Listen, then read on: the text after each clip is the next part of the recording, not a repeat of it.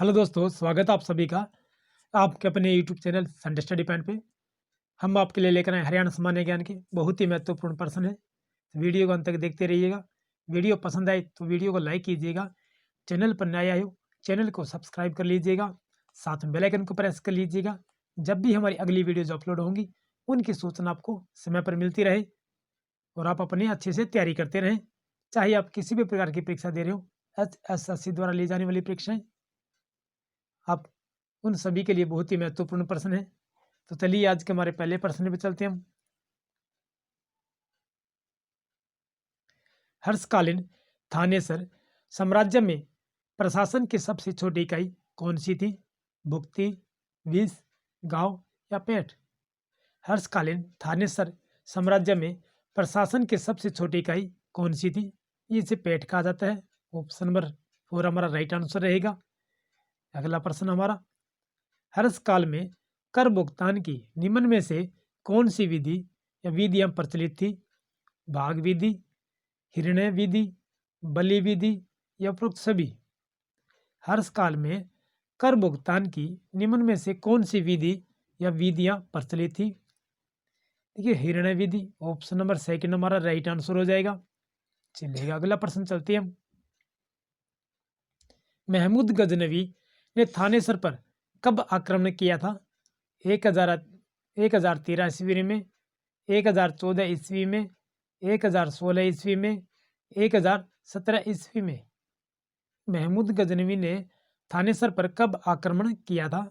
1014 ईस्वी में ये थानेसर पर आक्रमण किया था महमूद गजनवी ने। चलिएगा अगला प्रश्न चलते हैं हम।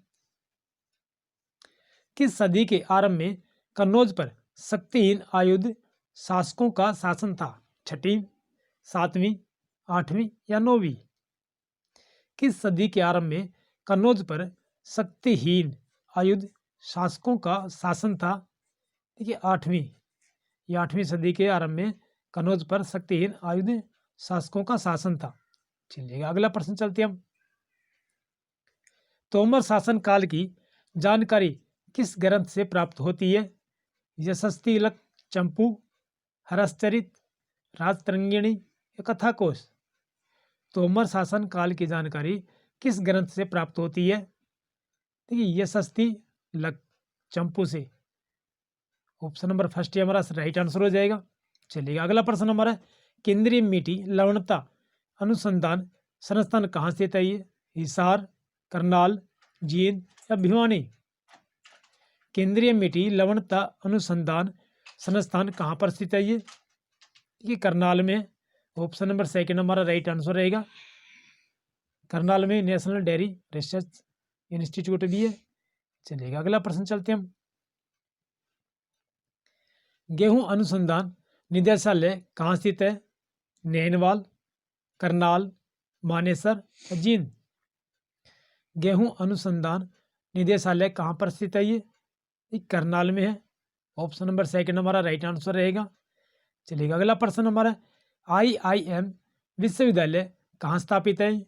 सोनीपत, अंबाला, रोहतक या पानीपत? IIM विश्वविद्यालय कहाँ पर स्थित है? ये देखिए, रोहतक में है ये IIM विश्वविद्यालय। ऑप्शन नंबर 3 हमारा राइट आंसर रहेगा। चलिएगा अगला प्रश्न चलते हैं हम।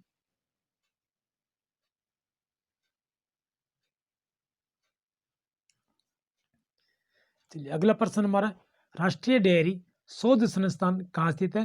नैनवाल, करनाल, सोनीपत, रोहतक? राष्ट्रीय डेयरी शोध संस्थान कहाँ पर स्थित है? ये करनाल में है। तो ऑप्शन नंबर सेकंड हमारा राइट आंसर रहेगा। चलिए अगला प्रश्न हमारा है, लाला लाजपत राय ने 1886 ईस्वी में कहाँ आर्य समाज की शाखा स्थापित की? झज्जर, भिवानी, हिसार, सिरसा? लाला लाजपत राय ने 1886 ईस्वी में कहाँ आर्य समाज की शाखा स्थापित की? ये हिसार में। ऑप्शन नंबर 3 हमारा सही आंसर रहेगा। चलिएगा अगला प्रश्न चलते हैं हम। किस जिले के जाटों पर आर्य समाज का प्रभाव अधिक था? करनाल, रोहतक, भिवानी, झज्जर? किस जिले के जाटों पर आर्य समाज का प्रभाव अधिक था? ये रोहतक के।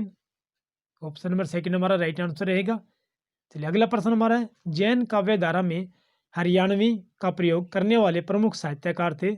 श्रीधर, जयतराम, नित्यानंद या बंसीलाल? जैन काव्य धारा में हरियाणवी भाव का प्रयोग करने वाले प्रमुख साहित्यकार थे ये श्रीधर जी। ऑप्शन नंबर फर्स्ट हमारा राइट आंसर रहेगा। चलिएगा अगला प्रश्न चलते हैं हम, सतगुरु भेद किसने लिखा है? संत हरदेदास, संत गुलाब सिंह, संत ताराचंद, संत हरदयाराम? सतगुरु भेद किसने लिखा है? ये संत ताराचंद जी ने लिखा है। ऑप्शन नंबर 3 हमारा राइट आंसर रहेगा। चलिएगा अगला प्रश्न चलते हैं हम, हरियाणा में साहित्य के विकास हेतु कितनी साहित्य अकादमी विकसित की गई है? 2, 3, 4 या 5? हरियाणा में साहित्य के विकास हेतु कितनी साहित्य अकादमी विकसित की गई है? देखिए 4, देखिए ऑप्शन नंबर 4 हमारा राइट आंसर रहेगा। ये 5 साहित्य अकादमी विकसित की गई हैं हरियाणा में साहित्य विकास के हेतु। चलिएगा अगला प्रश्न चलते हैं हम, हादी ए हरियाणा के नाम से कौन प्रसिद्ध था? ये हादी ए हरियाणा के नाम से कौन प्रसिद्ध था? शेख फरीद, शेख उस्मान, शाह मोहम्मद या हजरत खेरू? हादी ए हरियाणा के नाम से कौन प्रसिद्ध था? ये शाह मोहम्मद। ऑप्शन नंबर 3 हमारा राइट आंसर रहेगा, शाह मोहम्मद। चलिए अगला प्रश्न हमारा है, राव तुलाराम का जन्म किस जिले में हुआ था? रेवाड़ी, महेंद्रगढ़, झज्जर, भिवानी? राव तुलाराम का जन्म किस जिले में हुआ था? देखिए रेवाड़ी में हुआ था राव तुलाराम का जन्म। देखिए हेमचंद का जन्म जो है ये गोहाना में हुआ था और ये रेवाड़ी के शासक थे हेमू या हेमचंद्र, जो अंतिम हिंदू सम्राट था। चलिए अगला प्रश्न नंबर, महान कवि सूरदास का जन्म कहाँ हुआ था? उचाना, किलोई, सीही या असम? महान कवि सूरदास का जन्म कहाँ हुआ था? देखिए सीही में हुआ था। चलिए अगला प्रश्न चलते हैं हम, यमुनानगर की टिम्बर मार्केट मंडी वर्ष 1947 में, वर्ष 1947 से पूर्व किस नाम से प्रसिद्ध थी? अब्दुल्लापुर मंडी, सादापुर मंडी, यमुनानगर मंडी, यमुनापुर मंडी? यमुनानगर की टिम्बर मार्केट जो मंडी है वर्ष 1947 से पहले किस नाम से प्रसिद्ध थी? ये अब्दुल्लापुर मंडी के नाम से प्रसिद्ध थी। ऑप्शन नंबर फर्स्ट ही हमारा राइट आंसर रहेगा। चलिए अगला प्रश्न चलते हैं हम, संगमरमर की मुख्यतः हरियाणा के किस जिले में पाया जाता है? गुरुग्राम, नारनौल, फरीदाबाद या सिरसा? संगमरमर मुख्यतः हरियाणा के किस जिले में पाया जाता है? ये सिरसा में पाया जाता है। ये संगमरमर मुख्यतः हरियाणा के किस जिले में पाया जाता है? सिरसा जिले में पाया जाता है ये।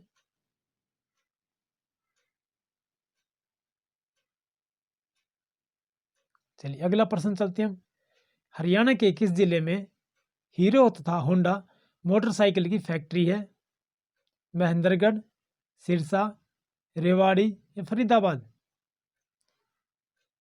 हरियाणा के किस जिले में हीरो तथा होंडा मोटरसाइकिल की फैक्ट्री है? ठीक है रेवाड़ी में है। ऑप्शन नंबर 3 हमारा राइट आंसर रहेगा। चलिएगा अगला प्रश्न चलते हैं, कौन सा जिला दिल्ली जयपुर राष्ट्रीय राजमार्ग पर स्थित धारूहेड़ा में कई उद्योग विकसित होने से इंडस्ट्रियल कॉम्प्लेक्स के रूप में उभर रहा है? कैथल, जींद, महेंद्रगढ़ या रेवाड़ी?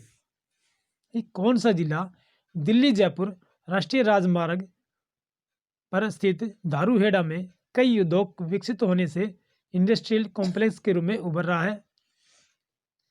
देखिए रेवाड़ी है। ऑप्शन नंबर 4 हमारा राइट आंसर रहेगा। ठीक है हरियाणा में सबसे पुराना जो रेलवे स्टेशन है वो रेवाड़ी का ही है। चलिए अगला प्रश्न हमारा है, हरियाणा में सैनिटरी उद्योग किस स्थान पर विकसित हुआ है? बहादुरगढ़, कुंडली, समालखा या होडल? हरियाणा में सैनिटरी उद्योग किस स्थान पर विकसित हुआ है? ये बहादुरगढ़ में। ऑप्शन नंबर फर्स्ट हमारा सही आंसर रहेगा। हरियाणा औद्योगिक एवं विकास या विनिवेश नीति 2011 कब से प्रभावी हुआ? 1 जनवरी 2011, 26 जनवरी 2011, 15 अगस्त 2011 या उपरोक्त में से कोई नहीं। हरियाणा औद्योगिक एवं निवेश नीति 2011 कब से प्रभावी हुआ है? 1 जनवरी 2011 से। चलिए अगला प्रश्न चलते हैं हम। हाफिज खां द्वितीय किसके शिष्य थे? हो खां, हाफिज खां, पंडित जसराज, इनायत खां। हाफिज खान द्वितीय किसके शिष्य थे? इनायत खान के। ऑप्शन नंबर 4 हमारा राइट आंसर रहेगा। चलिए अगला प्रश्न नंबर है, बराह अवतार बराह तीर्थ किस राज्य के किस जिले में है? कैथल, गुड़गांव, रोहतक या जींद। बराह अवतार या बराह तीर्थ राज्य के किस जिले में है? ये जींद जिले में है। ऑप्शन नंबर 4 हमारा सही आंसर रहेगा। चलिए अगला प्रश्न चलते हैं हम। सती रमणी तीर्थ स्थल राज्य में कहाँ अवस्थित है?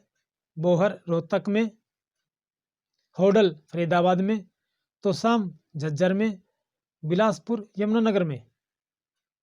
सती रमणी तीर्थ स्थल राज्य में कहाँ अवस्थित है?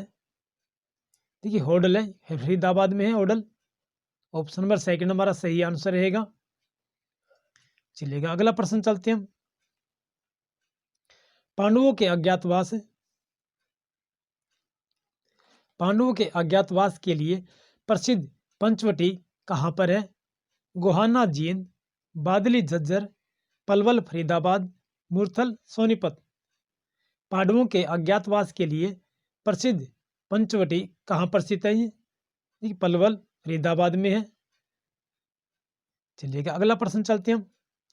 भिवानी में आयोजित सती का मेला किसकी स्मृति में आयोजित किया जाता है?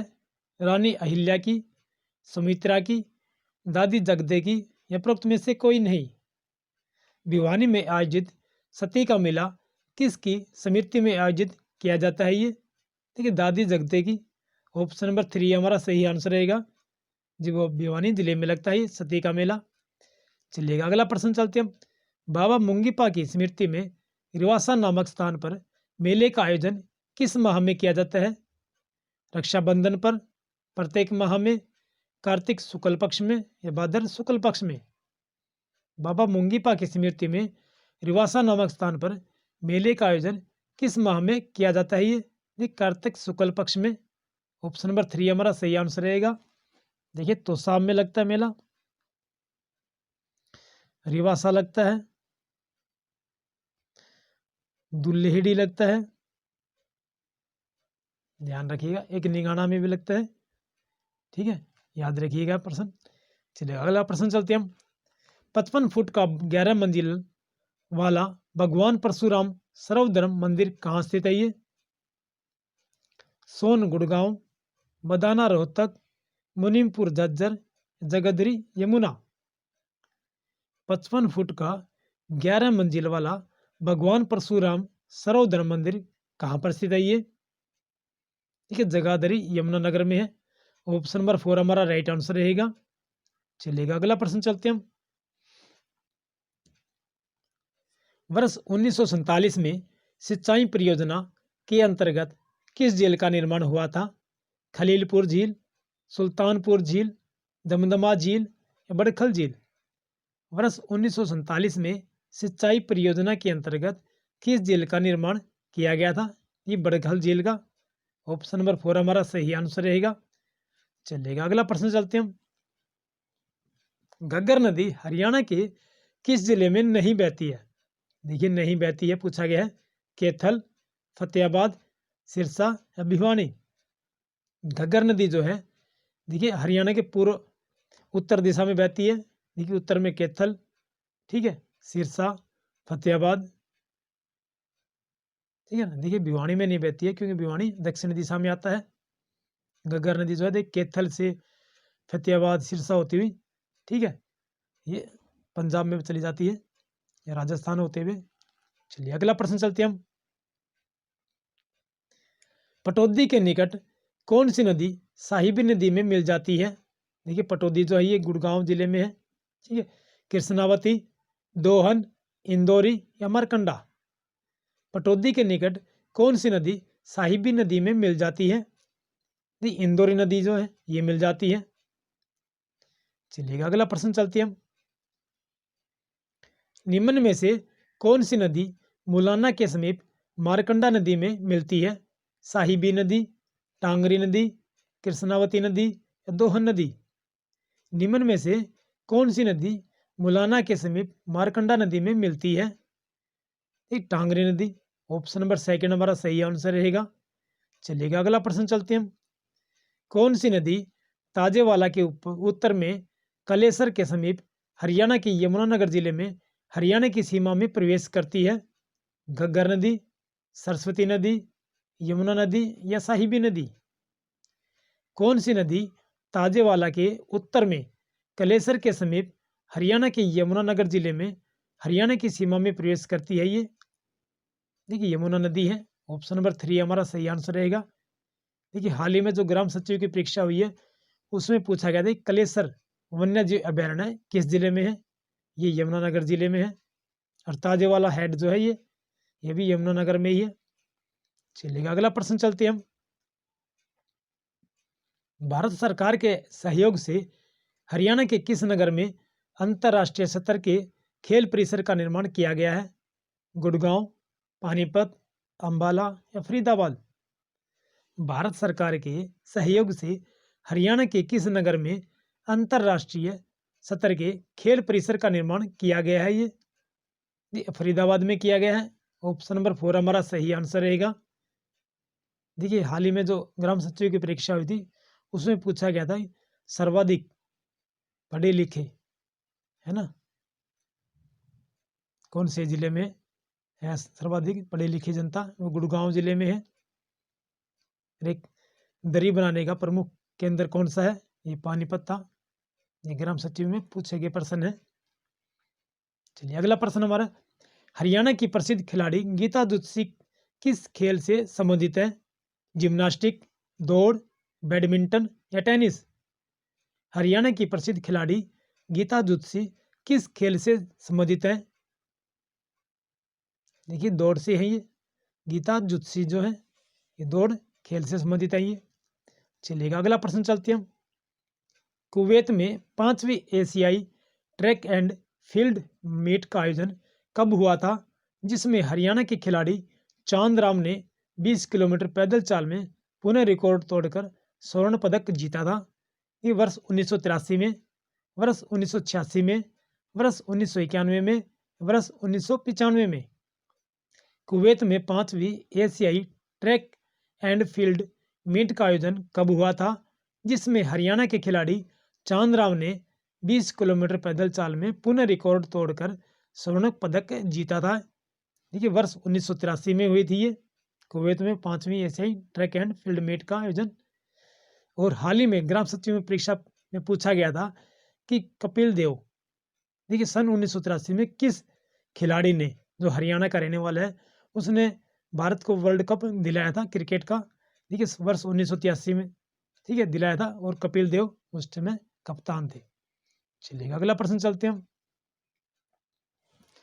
राज्य में गन्ना उत्पादन किया जाता है पूर्वी एवं उत्तर पूर्वी जिलों में, दक्षिण एवं दक्षिणी पूर्वी जिलों में, मध्यवर्ती जिलों में या उपरोक्त सभी में? राज्य में गन्ना उत्पादन किया जाता है ये पूर्वी एवं उत्तर पूर्वी जिलों में किया जाता है। देखिए उत्तर पूर्वी जो जिले जितने भी हैं उनमें पानी की अधिक लगता है। यमुना नदी बहती है, घग्गर नदी बहती है, टांगरी नदी बहती है, ठीक है। चलिए अगला प्रश्न चलते हैं हम। निम्न में से कौन सी हरियाणा की प्रमुख फसल नहीं है? गेहूं, चावल, चाय या मक्का? निम्न में से कौन सी हरियाणा की प्रमुख फसल नहीं है?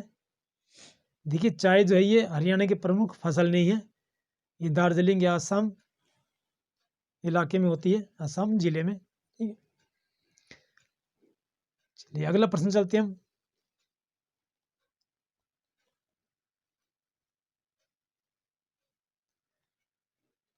राज्य के किस जिले में बाजरा का सर्वाधिक उत्पादन होता है? झज्जर, भिवानी, रोहतक है हिसार?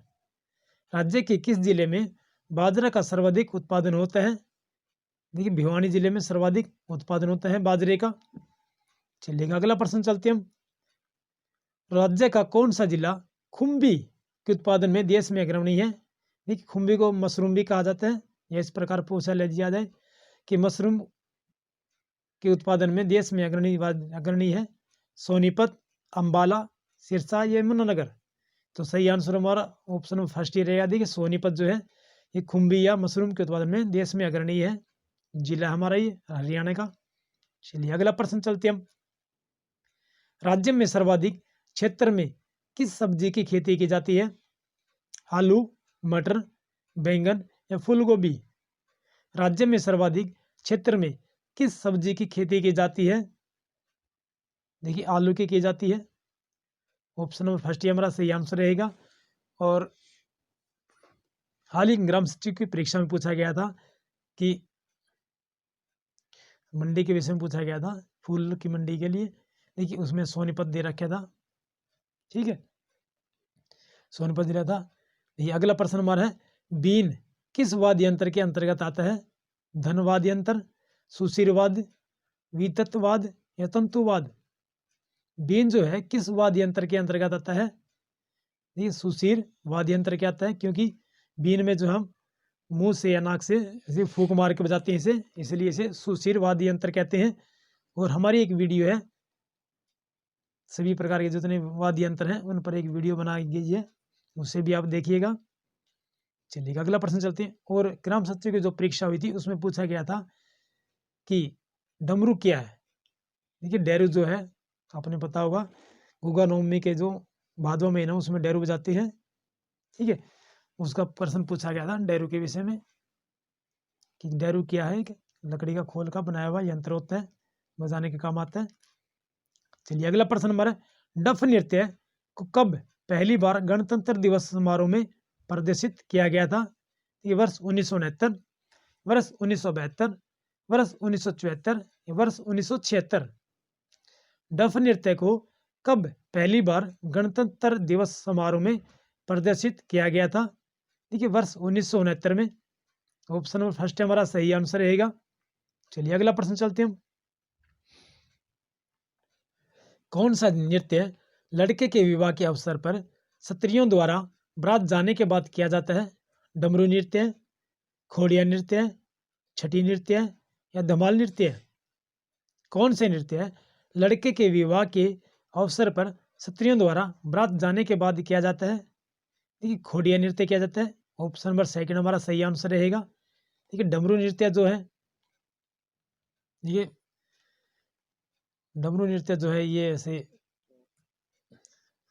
अपने शिवरात्रि आती है जब बजाते हैं ना, बंदरों का खेल करते हैं जब डमरू नृत्य बजाते हैं। ठीक है, छठी नृत्य है जो बच्चे के छठे दिन पे मनाया जाता है। धमाल नृत्य है जी होली के त्योहार पर मनाया जाता है, होली के समय पर। और एक प्रश्न पूछा जाता है कि महाभारत काल से ही कौन से नृत्य प्रसिद्ध है? यह किया जाता है। देखिए धमाल नृत्य जो है ये महाभारत काल से ही चला आ रहा है, धमाल नृत्य। चलिए अगला प्रश्न चलते हैं हम। किस नृत्य में भक्त स्वयं को जंजीरों से पीटते हैं? गणगौर नृत्य, छड़ी नृत्य, गुगा नृत्य या सांग नृत्य। किस नृत्य में भक्त स्वयं को जंजीरों से पीटते हैं? देखिए छड़ी नृत्य में। देखिए गुग्गा नृत्य में दोस्तों, छड़ी नृत्य भी जो है ना गुग्गा की ही निकाले जाते हैं छड़ी, लेकिन गुग्गा नृत्य दे रखे हैं तो इसलिए हम सीधे गुग्गा नृत्य करते हैं। देखिए स्वयं जंजीरों को पीटते हैं। जो डेरू जो है देखिए गुग्गा नृत्य पे ही बजा जाते हैं। ठीक है, भजन गाए जाते हैं गुग्गा के और डेरू बजा जाता है और ये जंजीरों से पीटते हैं एक दूसरे अपने आप को।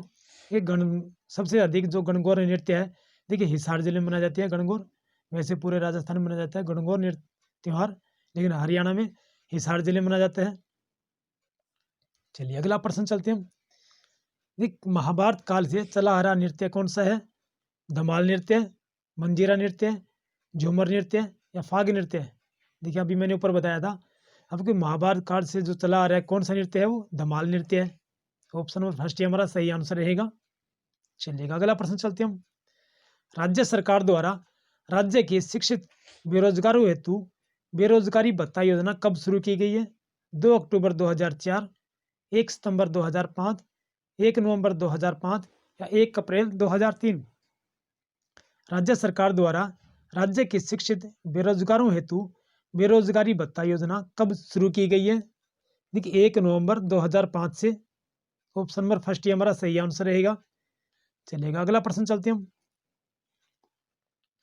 विज्ञान शिक्षा को बढ़ावा देने के लिए छात्रवृत्ति स्कीम के तहत मूल विज्ञान से बीएससी तथा एमएससी के विद्यार्थियों के लिए क्रमश कितनी राशि प्रतिमाह दी जाती है? 4,000 रुपये से एवं 6,000 रुपये, 6,000 एवं 8,000, 5,000 एवं 7,000, 3,000 एवं 5,000 रुपये। विज्ञान शिक्षा को बढ़ावा देने के लिए छात्रवृत्ति स्कीम के तहत मूल विज्ञान से देखिए बीएससी तथा एमएससी के विद्यार्थियों के लिए कितनी राशि प्रतिमाह दी जाती है? ये 4,000 एवं 6,000 रुपये दी जाती है। ऑप्शन फर्स्ट ही हमारा राइट आंसर रहेगा। चलिए दोस्तों, आज की हमारी वीडियो यहीं समाप्त करते हैं। हमारी वीडियो आपको कैसी लगी हमें कमेंट बॉक्स में बताइएगा, या किसी प्रकार का सुझाव हो तो आप हमें कमेंट बॉक्स में लिखकर बता सकते हैं। तो वीडियो को देखने के लिए आपका बहुत बहुत धन्यवाद। फिर मिलते हैं नेक्स्ट वीडियो में, तब तक के लिए जय हिंद,